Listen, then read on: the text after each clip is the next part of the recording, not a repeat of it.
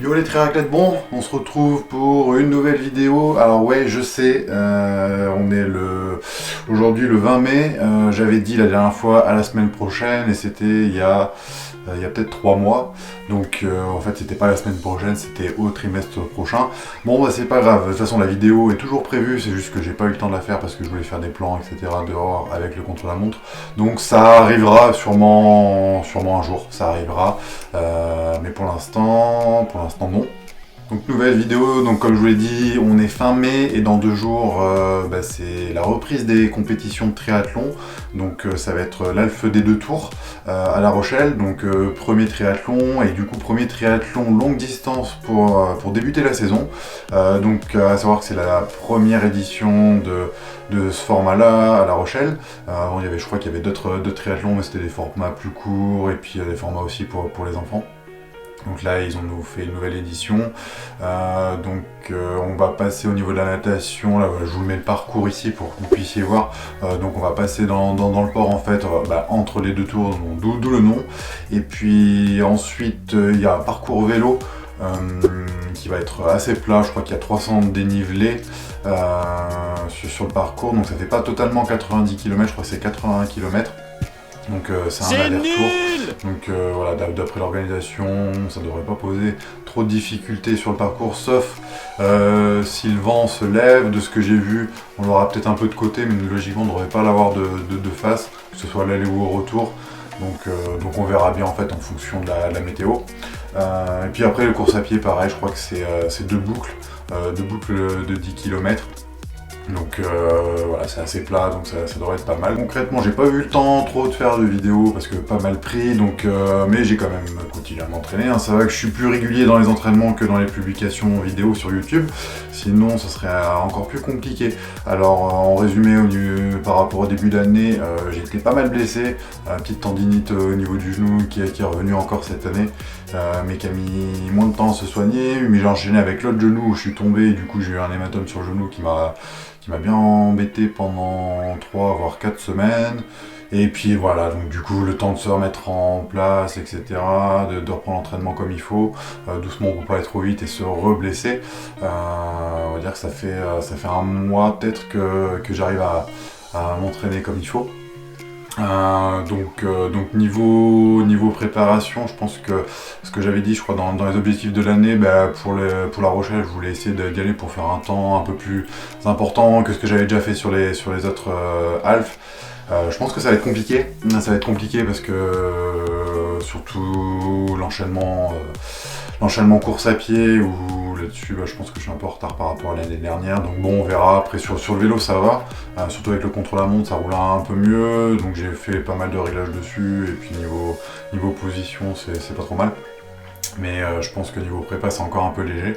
Donc on verra bien dimanche comment ça se passe. Il fait pas mal chaud cette semaine. Même sur La Rochelle je crois qu'il a fait assez chaud. Donc pareil, on verra aussi l'état en arrivant sur la course à pied. Donc voilà, donc ça va plus être un petit test au final que on va dire une recherche de performance sur ce format-là. Ça va être un test pour voir où j'en suis au niveau prépa, parce que là on est le 20 mai. Le 20 mai, donc on est à 3 mois de l'Embrunman.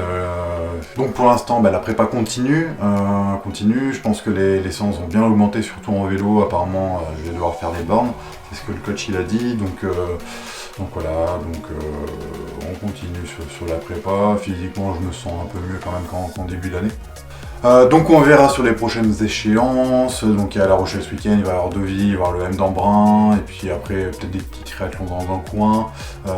Mais voilà, rien de plus. Après l'objectif, ça sera vraiment de se concentrer sur Embrun pour être prêt pour le 15 août. Donc voilà, écoutez, moi on est vendredi, il me reste encore un peu des affaires à préparer. Bon, je vais vous épargner tout ça, et puis on se retrouve directement à La Rochelle pour le triathlon.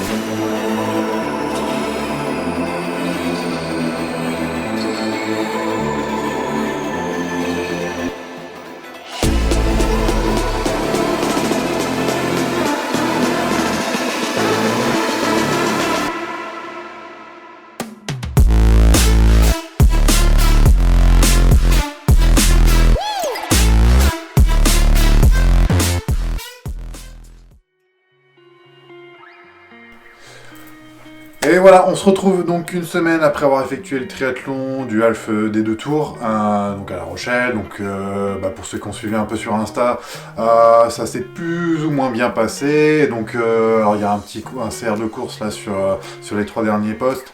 Donc en gros, en résumé, on va commencer par l'arrivée sur le site, etc. Donc c'était le samedi.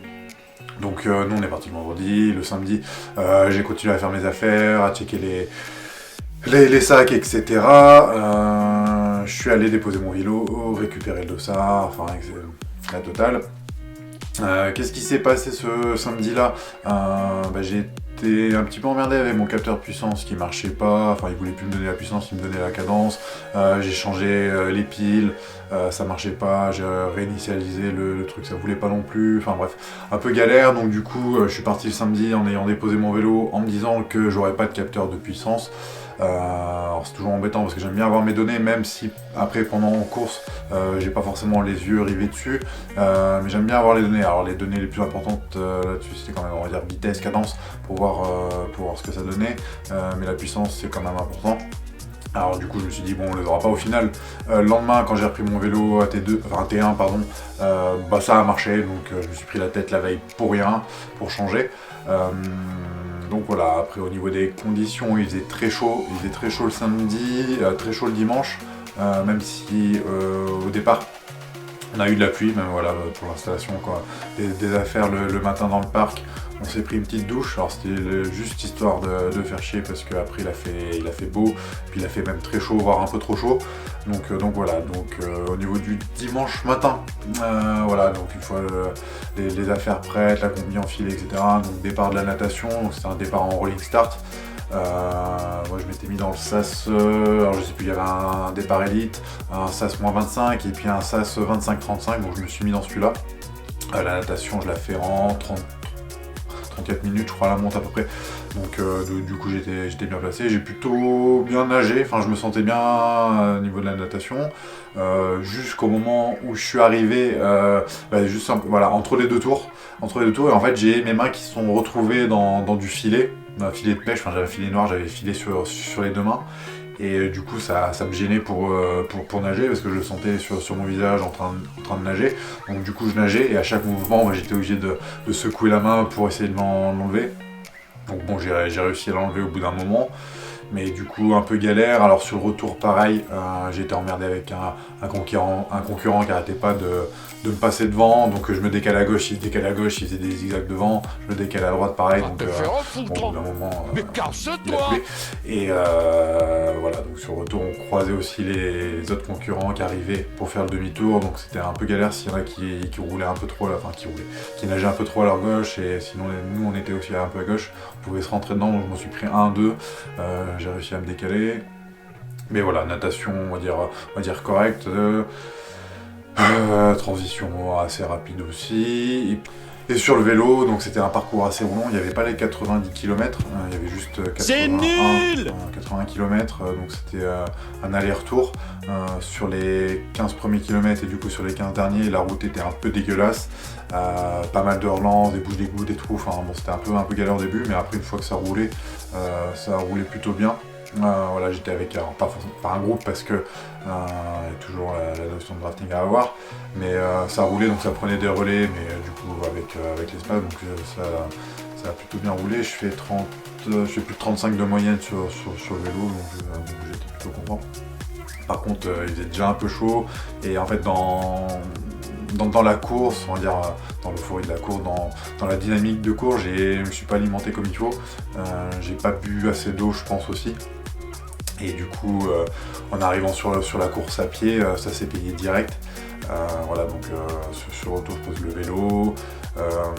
En plus, il y a un arbitre qui vient me parler, il me montre que juste à un moment où j'étais dans la roue, voilà, je me retrouve dans un groupe en fait où dès que je me mettais devant, ça doublait et puis ça roulait plus, donc j'ai réussi à partir, donc je me suis dit tant mieux, je vais pas prendre de carton. Et je sais pas, 10 minutes après, il y a un arbitre qui vient me voir, juste à un moment où il y a un mec qui me double et qui se met juste devant moi, donc il me fait un signe, il me montre pas de carton, donc je sais pas en fait si j'ai une pénalité ou pas. Au final je demande au parc à vélo. pose la question à l'arbitre, il me dit bah je sais pas, il me dit au pire finissez, vous serez disqualifié. Bon bah voilà, mais en fait au final il m'avait pas montré de carton, donc je prends pas de pénalité, donc je la donc voilà, mais bon, bref, la course à pied commence, je m'arrête pour me soulager, et puis impossible à courir après, voilà, j'ai eu des crampes au même endroit au quadri, et puis ça m'a pas quitté toute la course, donc voilà, du kilomètre 1 au 21, j'ai dû m'arrêter pas mal de fois pour marcher, pour masser, pour essayer de m'étirer, pour la faire passer.